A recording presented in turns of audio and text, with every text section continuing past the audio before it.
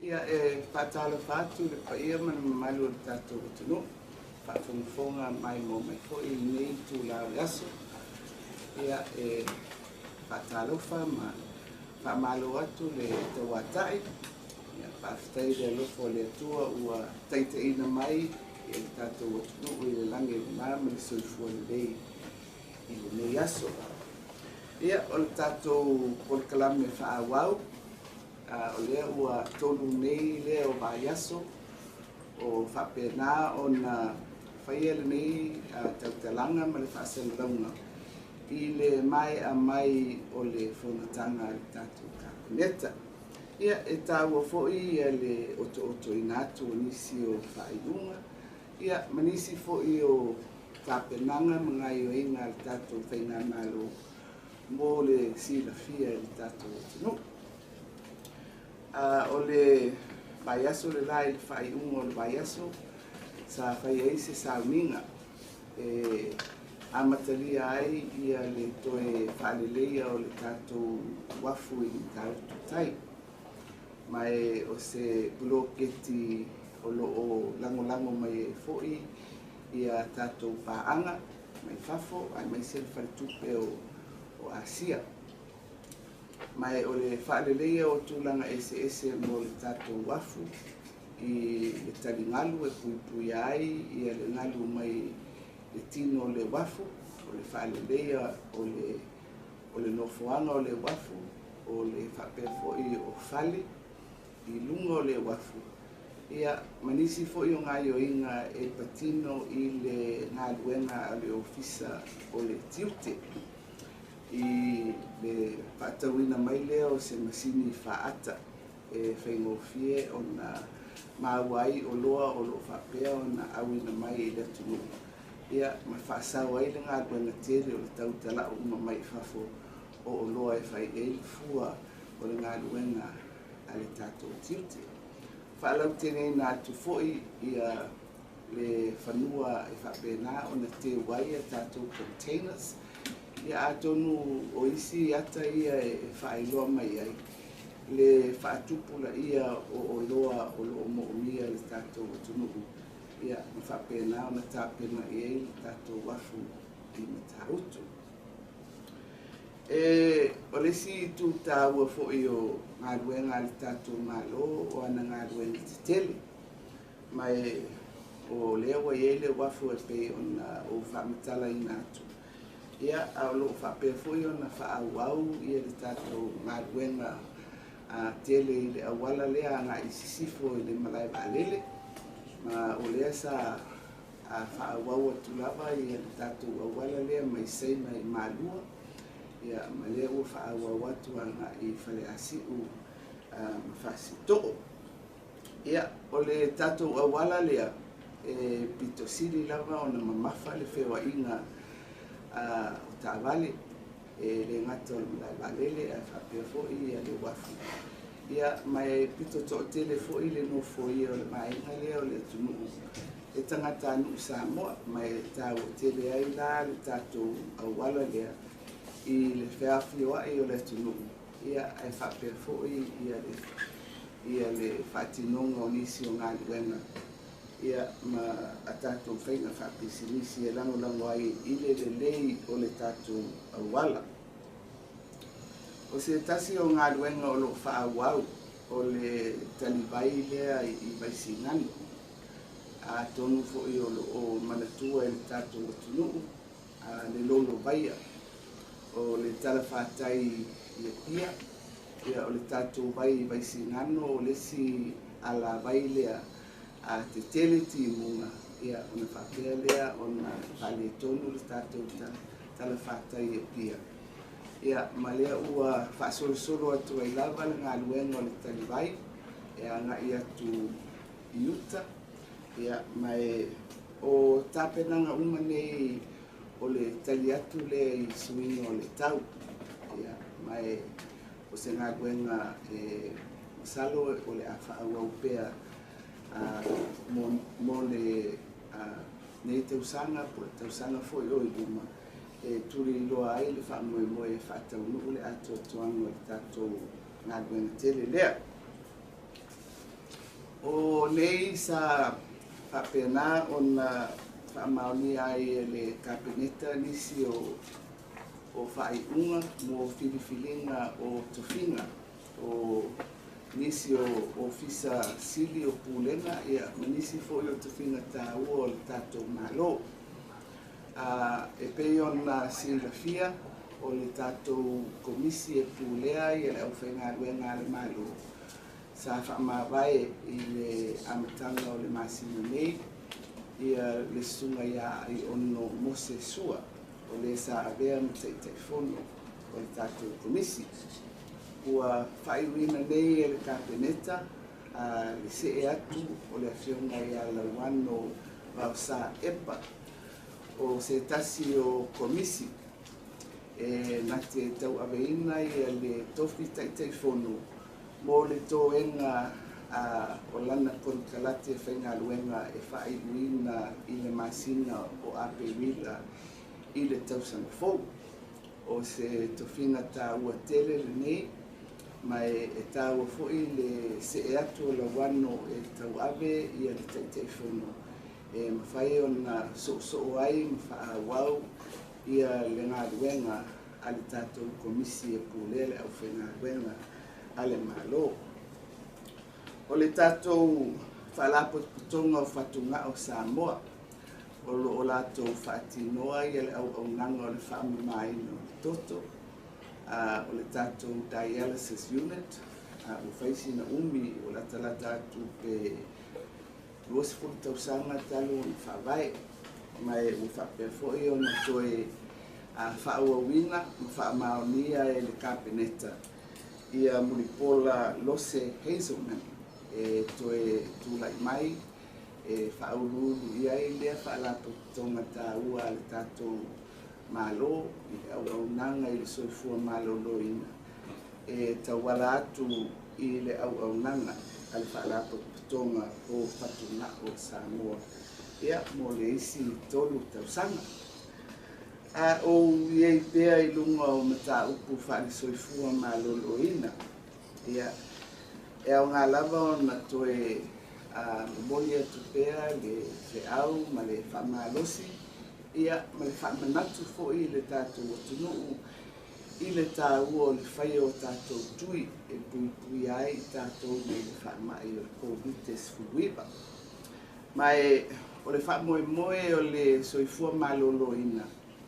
E ausia ia le tuiina o se au whainga o le tunuu o le se lau tolus fulu afe o tangata, mai le au whainga o le lua se lau afe.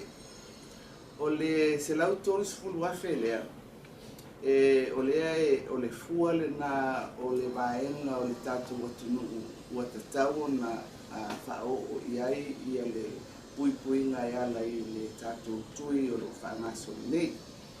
E le o whaitauina ai i le se lau tolus fulu afe lea, ia tangata i se fulu walu tausanga ma laloifo, ia ma tina maitanga, ma tina whailele.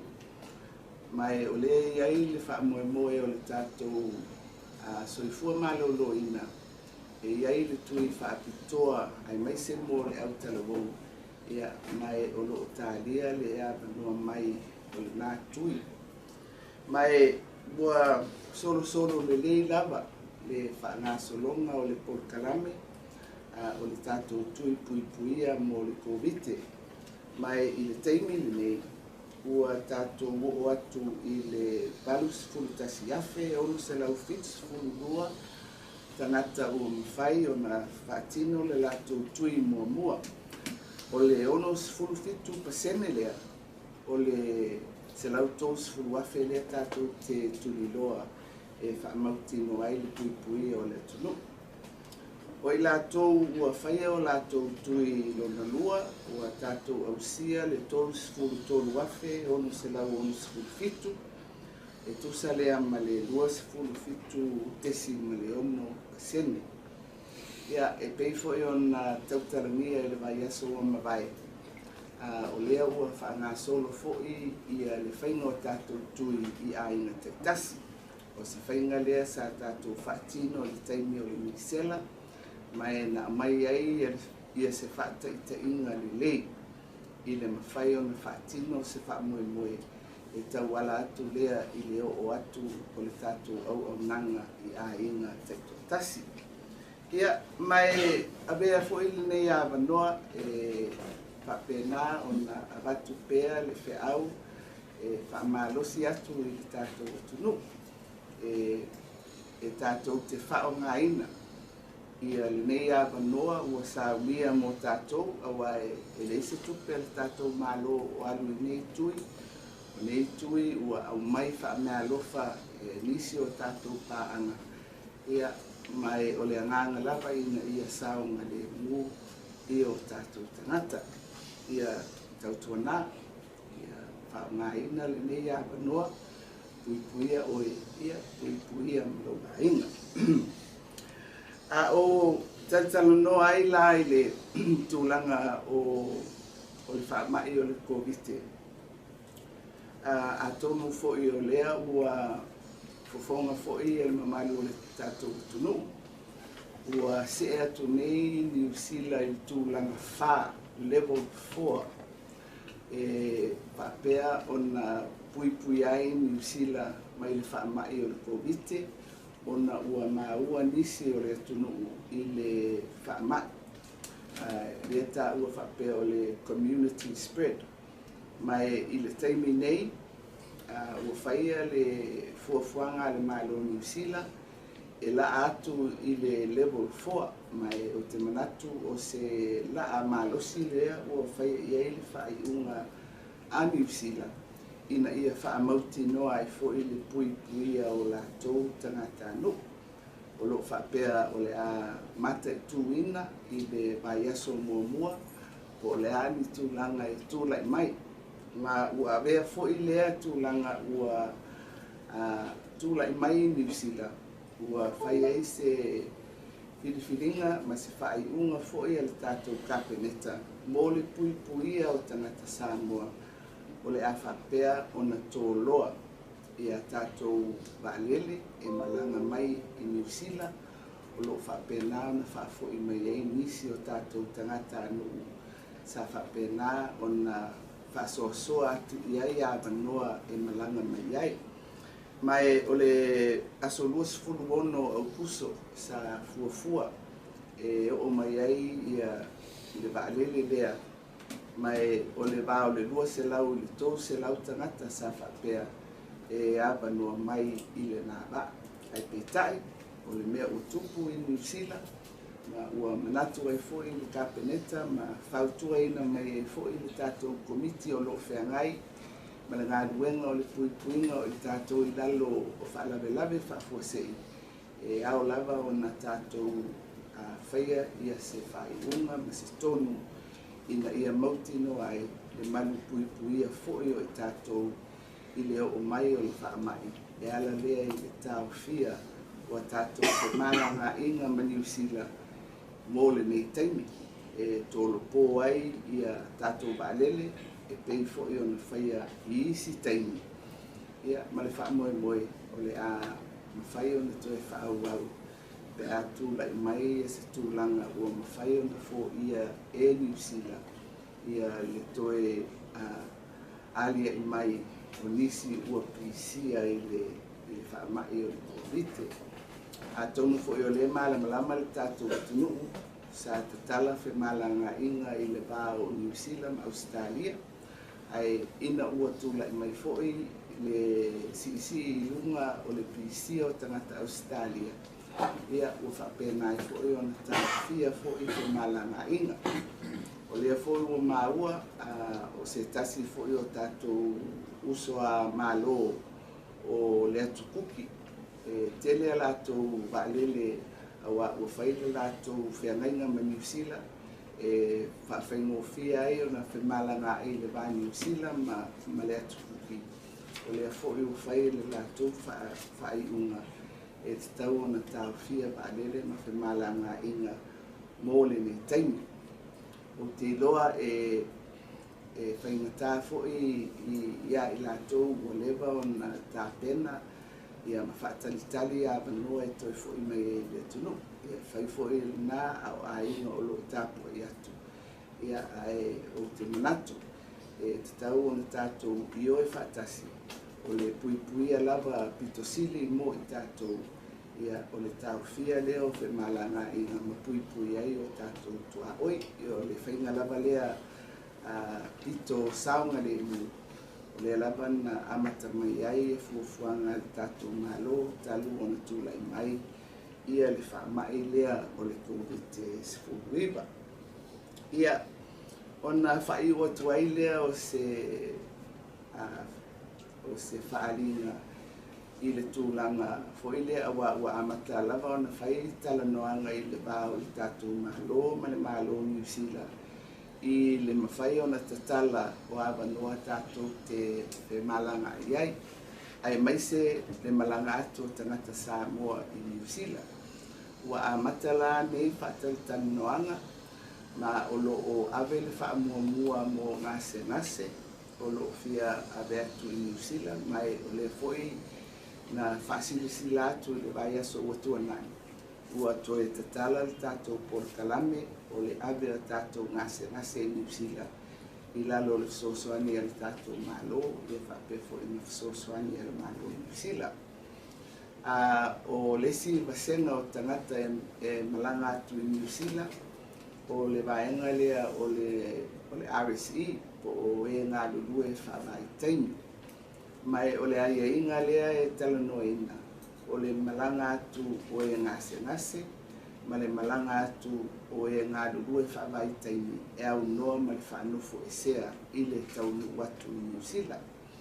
Ai o te manatu ona o le nei taimi ua toe tūlai mai i le pisi o le whaamai i New Zealand. Ai longa o le amawhai o na whaatino le nātu langa i se taimi wawe, e ui o le lava ua ave a tātou ngase i nei taimi. Ai o le talanoanga ia, o le ua whaawau, ma o le a whaawau pēr, e vaai le taimi e tala whengai o na mawhai o na whaatino ai. Ia ma whaamalia ina fo ia ina e whai fo o le itu o le malo New Zealand. Ia e whapena fo ia mana o ngā o le tātou fo i malo. Ia o se o nai whaaringa puu ia mo le sile fia e le atunuu. I nisi o whai unga a le kapenita. Ia manisi fo i o ngā yoinga. Ia mga luenga whaatinu. Ale tātou malo i le nei vai aso, ia manu le tele, ia le tātou atunuu. Ia i le tātou anga ia tu fo i le whai ungo nei vai aso. Whai whapara. Good afternoon, talo whalawa. This is the third week that we've carried out this session following the meeting of Cabinet to give a few highlights of decisions made, events and happenings in the government. At the end of last week, we held a ceremony to formally begin a major project on the improvement of our wharf at Matau Tutai to improve the infrastructure and also to provide buildings to service mostly our customs. The other major part of this project is also to increase the area for containers, and this is a measure of the growing supply of goods coming into our country.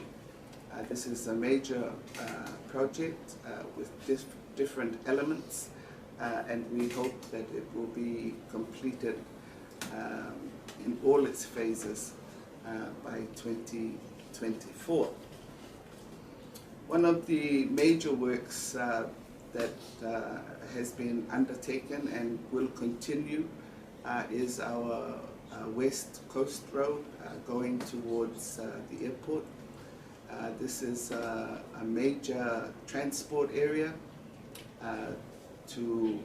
especially between Apia, the airport, and of course the wharf in Mulifanua.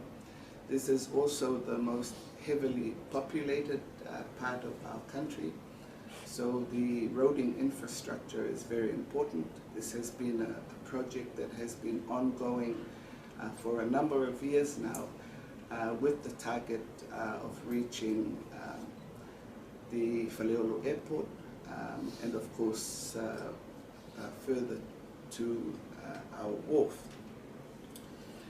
The river wall for the Vaisingano River has been a project that was started probably 5 years ago now, as part of our adaptation to climate change. We are onto the second phase of the river wall, and we hope that this project, which is being funded by the Global Green Fund, will be completed as expected for the protection especially of the town area and the surrounding of the Vaisingano River. We have two appointments to our government services. Our chairman of the Public Service Commission, Mr. Aiono Mosesua, resigned earlier this month, and we have now appointed Mrs. Lawano Bausa Epa, who has been serving as a commissioner to the Public Service Commission, to move into the position of chair of Public Service Commission for the remaining part of her 3-year contract, which will conclude in April next year. The Public Service Commission, of course, serves a very significant and important part in the workings of government, and we are pleased that we can have the continuity of leadership in the Public Service Commission through this appointment of Lawano to the chair of the Public Service Commission. Mr. Mulipola Lose Hazelman, who has been the CEO for our dialysis unit, has been reappointed for another 3-year contract. This is a very important service for the country, and the Minister of Health has brought the paper to confirm the appointment of Mr. Hazelman, and it has been confirmed by Cabinet. Whilst I'm on health issues, I would like to give a brief update of our vaccine coverage for Samoa. The target that we have set for the vaccine coverage is 130,000 of the 200,000 population. This is the eligible population, which does not include at the moment those 18 and younger, and pregnant and nursing mothers. It is our intent when the Pfizer vaccine is available that this vaccine can then be rolled out for our younger population. So to date, we have reached 67% of the eligible population who have had their first shot. This is 81,672. And for the second shot, we've reached 27% at 33,667. So as I indicated last week, the Health Ministry has begun a door-to-door rollout of the COVID-19 vaccinations. This is a practice that we undertook with the measles epidemic and had a very good impact. So we are hoping that the population will take up this new rollout by our health ministry to ensure that we can reach our target as set for our coverage of the COVID-19. No doubt you will have heard that New Zealand, with the discovery of a new community-based COVID case, has moved into level 4. And with that decision by New Zealand, we have also consulted with our New York committee, with Cabinet today, and we have come to a decision that we should defer all flights to Samoa for this period of time until the situation in New Zealand is further clarified. I think that we can all agree that this is the best protection for us to ensure that our borders are kept safe. It is unfortunate because the next flight, which would have been Thursday next week, would have brought in between 200 and 300 passengers. And I know that this will be a disappointment to families who are wanting to return, and also families who have been awaiting keenly for their members to return to Samoa. But this is a decision that has been taken by Cabinet today, and I feel confident that this is the right decision to ensure the safety of our country.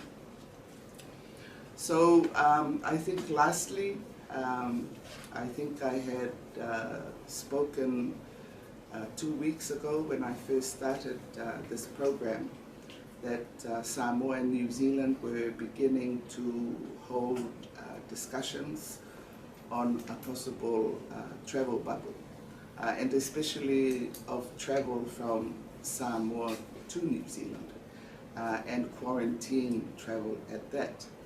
So the two main groups that are now under discussion for that opportunity are our health cases going to New Zealand for treatment, and the second group is the RSE workers. Although the situation in New Zealand now may delay the possibility of implementing any arrangement that can come through these negotiations, but we feel that the negotiations can still continue, and when our borders are clear and the situation in New Zealand is safe, then I feel confident that we can move forward on that travel opportunity between our two countries. So that's my short report on a few highlights and some of the happenings and events with our government this week, and I wish you all well. Tō whāsau fua.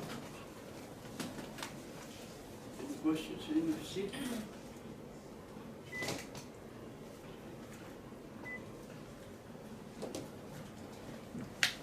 Tau Fiame, lewa mautu mai ne whaingan malo tātou maranga ia e luka nei nei tue fwoi mei niso le tunu leo mo tau fia tu langa le pesio le tau te vaiwa le wama me o kilani community o whakte fwoi la tātou ngasi ngasi e whape ave le safo fwoi le quarantine ia o le se i tiro i le temi ko la tu langa le se tātou anga si Pena toi whanau tene mai wāinga le whiuta na inga le tātou travel papo wā lewa pio le la toi tau tāpio while titia no le tūlanga le wā toi tūlai mai New Zealand tene.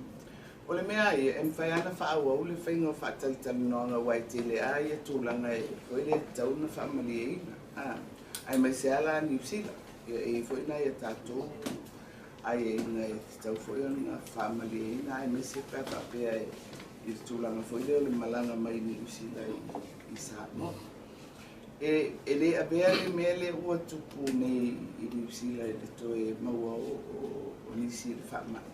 I tau fia i fua le whaaua wina o talinonga.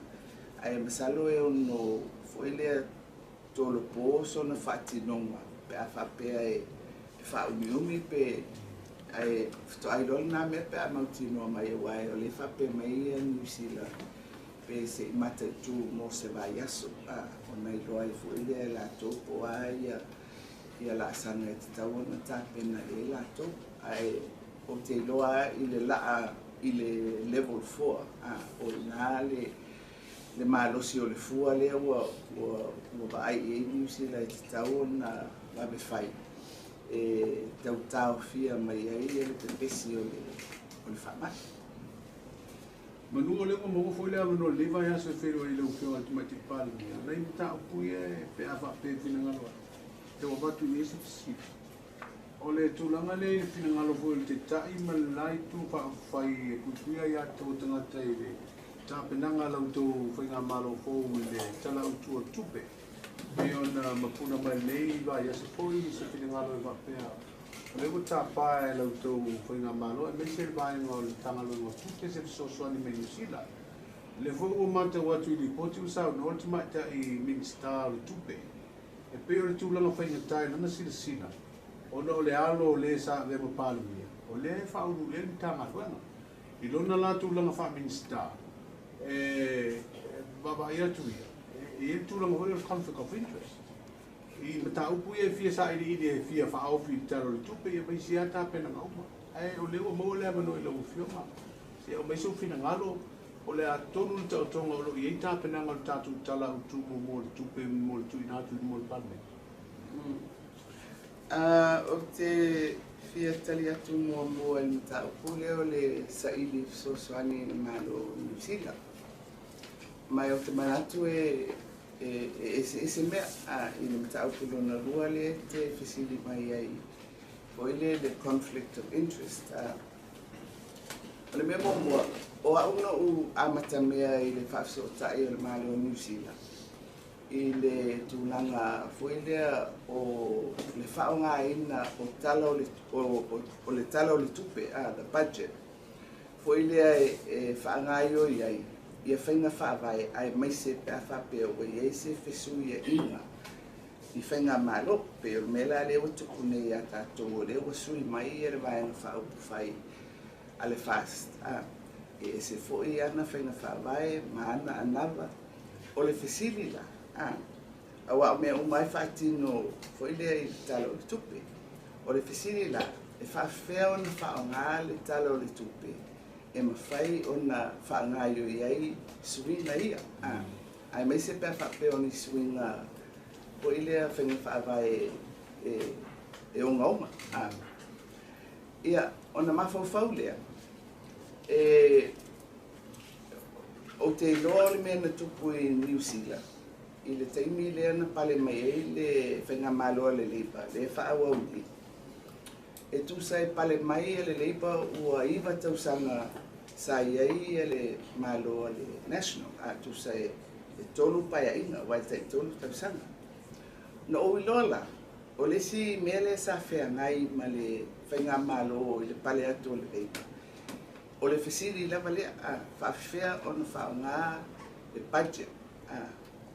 E whaatino ai le suinga o la tofu i whainga whawai. Mai ona la sa o iloa na whai e le whainga malo le leipa le nāmea. Ia au se mea fwoi nā lea tu lai mai, fwoi le fō mai o le whainga malo.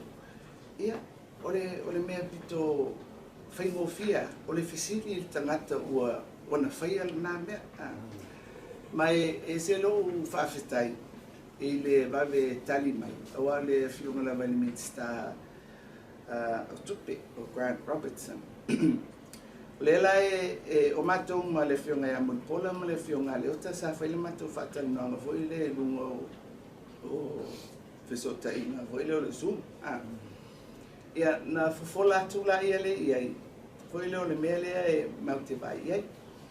Ia e mawhai ana matou whaia, foi le titiro po apo kalame ne ai ese le fai ngofie pa e fai tangata o mo na fai pe na fa feo na to fai le melna pe ye se foi le se modo na fai na to fatino ai le melna wa ya fai na e te tau na fai ole mane ai ole for sanga al minsta ai ola na upu fo na lu ala la to no fo ina mo e to sanga o tau no fai e fai le melna mai ile lato metotia la na faunga no o la vale lato fuanga ile me foi le ole to e fua pena tau no ia swinga ia na lato mana e fai tu sala evaluate po le ale tau no wa ole me monia so se ngai o inga e fai po se swinga foi e te mana o e te lo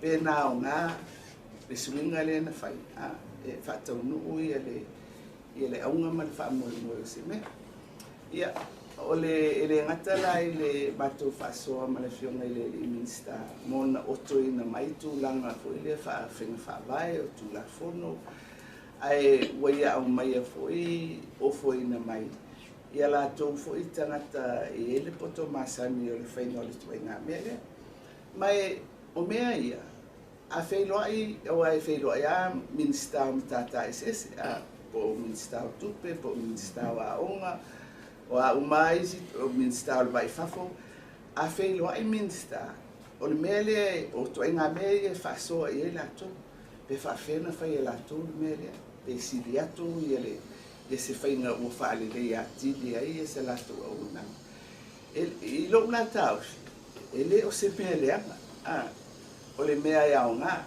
mai mo mato ona le ma te fo mai foi le la le mea o le atau foi le tinga i le ulu ma tau mafo fau foi le ale o ye tapenanga o uma na fai istangata foi le tate visili mo te mala malanga ia o le afionga ia te maita i minsta malana minsta lang le afionga ia le io tanta foi masani i meta utupe i lo fai tau talo utupe i lo le winga foi le o le fasoa i me fa pena ai o le fisili ai una foi le no manato ia una le mato talo no i le malo New Zealand ona na fai la to le to nga mele o le transition budget o le change budget e fua i lungo le senga o mai no fai ia malato foi filosofia mo lato winga tausili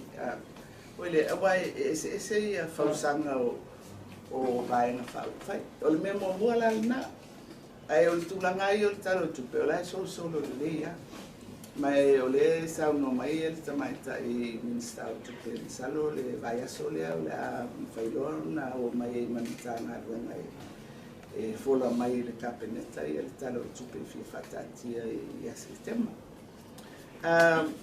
o le tali la ale tamaita minsta o te manatu o la natali ila ufa winga ina ele o le tala o le tupe le fafita o li moia o le fafita o li moia o le nele tupu o le officer sili o lana fautua mua le foi le o le atali o le taitai o le vai na fai o HIP conflict of interest e tu sala i lo foi le whawinga ina o le tali al tamaitai minsta o merna e rai fai ngofi ane me tau tupe ia e masani me tau tupe ai o le whawhita o ni moia o le whawhainga tā o le whaatino le ngā ruenga i lunga o le tūranga foi lea ia o le tūla ia tuia o le minsta o tupe le tau tā pena tūla na le tala o le tupe ia alai tū mai ia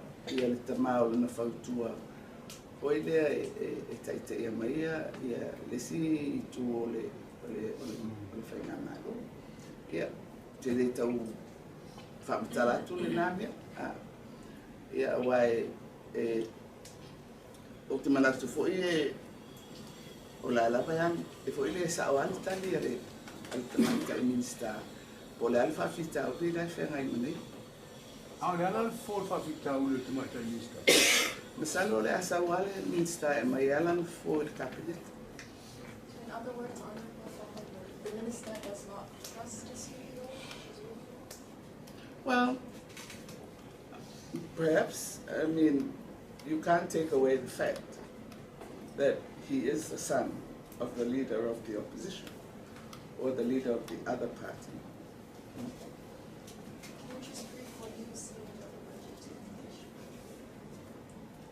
Do I really have to? O le fa o matu ata kisile o fio atu mai te pali. O le sim tau, tato fa msilo ye mai nisile to lima. Le wa fili ma wa fa to ko le na fio le a malo. Le ho mai fina ngalo lai tu wa. Talia le fa uma commission ngal ngal fa msilo. Awa mai e fo ima se tuana. Ia po se fa se afo. O ia tongi ia be mo tino ai tongi tato malo fa msilo. O so fina ngalo wa tasi leo bala o lesa ina ai foi te i o vai na kuituia ia tau tanga. Ia o so tanga o tatou whamsino i mata o kusalo tea. I ula wele i o i le mawalunga le fua fo le nei e talia ai le latou whaasea ma whapea i e whaasol muri ese se whamsino mai tau reino sa mata o. Ai o leo wa au mai i tu so latou mana o whamsino. Whaatino ina ni so mata o pulea lo ta o tone i fonga na mama. So fina ngalo lo fio ngai le pa ngale o ta to ia komisión nga famsilo. Ia o le me mua o le au mai o ni famsino. E tawala mai i se fautuanga le komisi pulera fanga na famsino. E le se me fo. Wa sama se fina mai ta to famsino. Yo te ala famsino le famsino o Apia. Mai ele tau mate o le foi le au mai o famsino e to lima. E ono mfai ona faunga ina i le famsino ma voluma. Ia ma le famsino o Apia fo. Ia ai le pe o le a mai le tulanga le o le famsino ma voluma mo nei tei.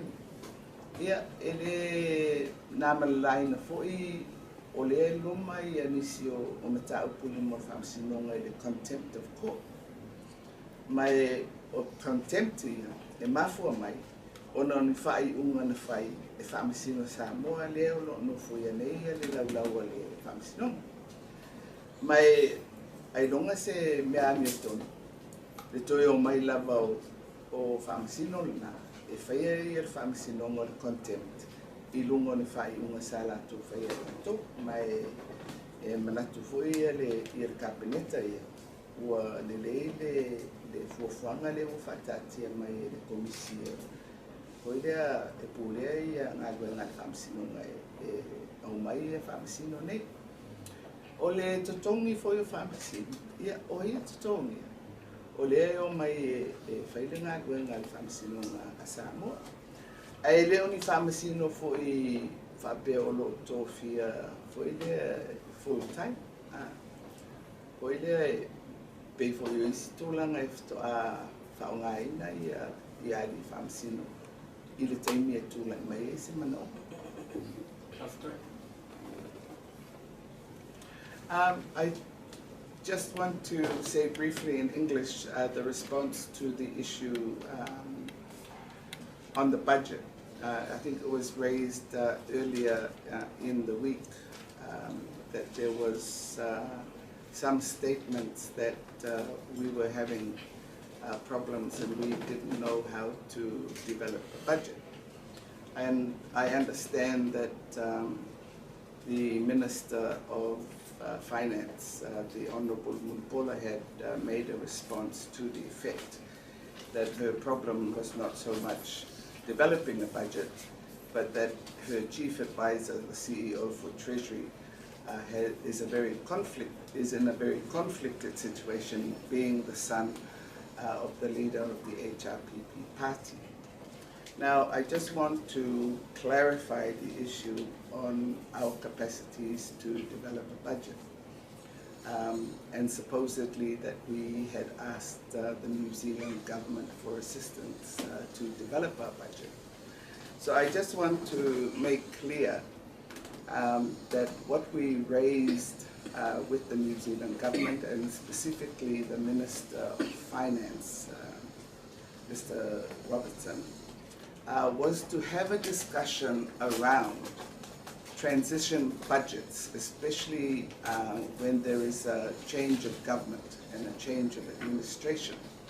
How do you utilize the budget to ensure significant changes in policy as per party manifestos?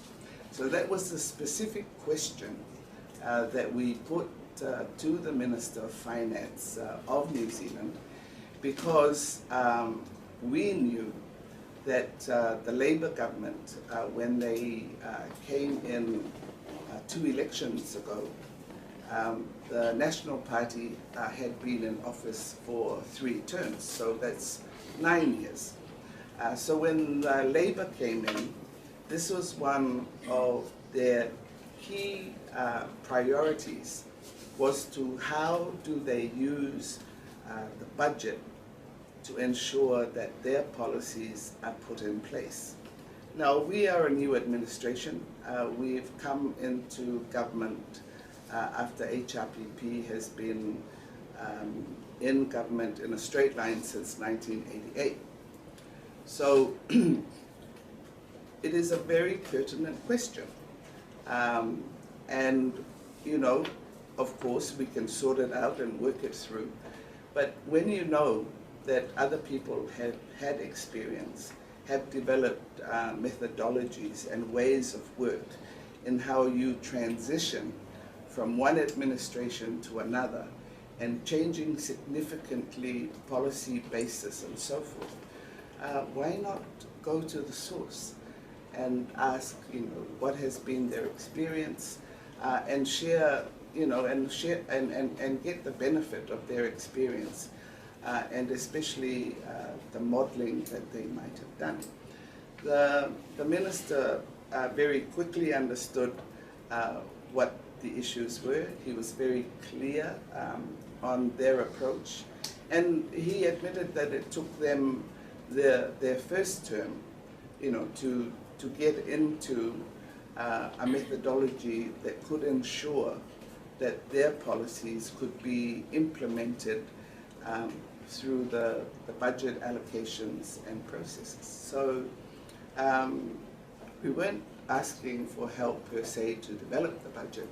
I'm very confident that my Minister of Finance and her Associate Minister, you know, are both finance people. They know how to develop budgets, they know how to read budgets. But as a new administration, and wanting to see how we can begin, although, you know, we have a shortened budget period because we took over government late, but we do want to make sure that we can utilize the budget for the current financial year 21-22 to begin implementing the manifesto of the First Party.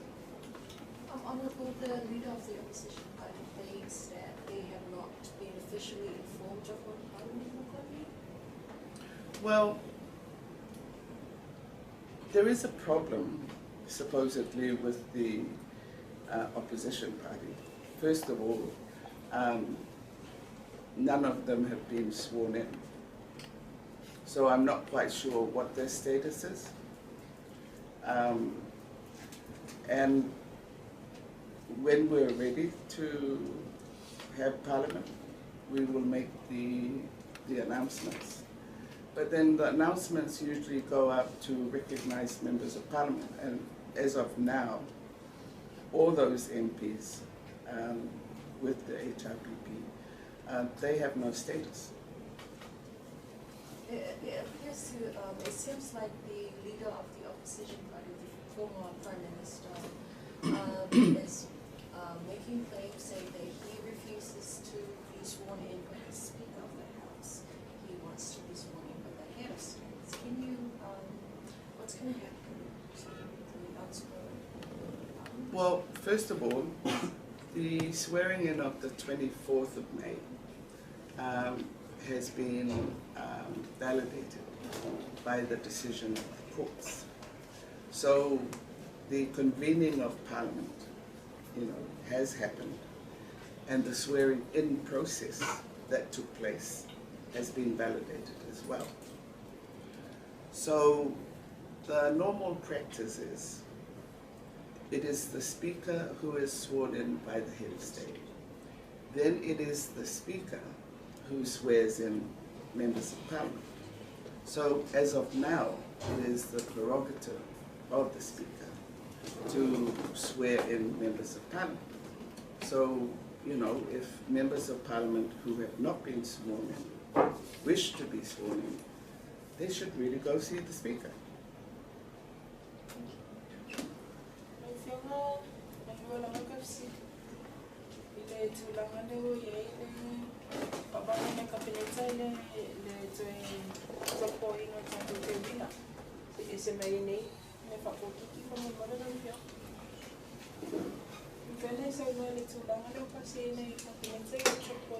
Ia, leo se tolu poina foi leo. O le whaawawa le tatou whenga le whai i nei vai taimi o le pesi o le whaamai.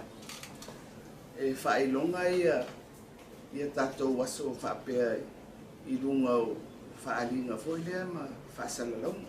Manisi au wala e whaaiti ai e poto foi lea o tangata. Ia, e o te leo i o atu le upu tolu po. O le whaawawa le whenga sasa wai fo e latau sanga ia le porkalam. E al porkalam. Ia ai pe o ese whatinonga ono le whengai o tātou ma le COVID le vaitei. Whaoa pera whatino sa uninga ila sa ulusku.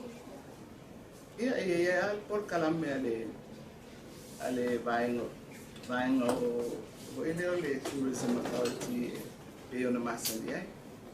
Fola mai se la tu porkalam e whailonga e te ui. Pama mele tulanga le tatumala vale le whangarina whapena te vai. Thank you. Oi sa gotal no name. E o whionga no leo e tau nungu te wila. E o te wila o le porkalam e whenga malo ua tuana e tunei. La si sila lo whionga i le pāle mia fō ma le whenga malo fō whaawau pēa le te wila pe o le a Lata usanga fōu pe sui se si porkalam e. Iu e whapena whenga malo. Yo me moni ai e o e se tala ele whaau au pole le whaau o le te wila pe e ina isi me e o e leo lo whenga i tātou ma e mana e foi lo fisi pātu o manatu. Lau whionga whamorumore na wa ele i se whatantan noa mamo tato me whanawa o walei o te loa o la e whatantan noa wala o e tato sui o ele ala malo i whiti. Ia mai ele tau mate ele na o tato le ele malo o ele le whengai maluna whesiri o le tau telefoi ia tamitia ongo isi motor Pasifika. Ia ai o le whawhitau le alea e nei. O le pui ngā alea ai mai se. Mai atonu o le olo o pesi ai ia le whamak. Ia ai o le meta aua hoi lea. O le amata ona whaise whataltan noanga. Tiro ene awala e ono mwhai ona whai ele nā mea. Ai te mine ele mago se tonu mautu.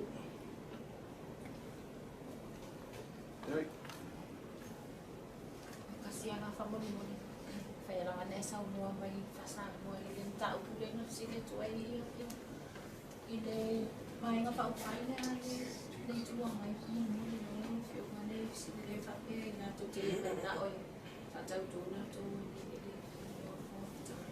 but e mana o se ilunga na o le voi lau wala au ia la tuk supporters e me se mamalo na tunu e o atu mai tai o sau mai Ia, ole mea ia, ole ua whaamaunia po i lea palitu la fono ia le tau au fianga ma le whatautonga na whai le sorufu whao o me. O lona winga la, o lea ua nofo ia le nofoa o le fonga whetalai. Mai o le matawhai oi na le fonga whetalai. O le whatauto o sui whaipule. A o le la pe maua e se whaamoe moe i le fionga i le au malu o le malu. Ia atonu e le o manino le le tūlafona. Ma le whaas ngā solongo le whaino o whatauto. Anula.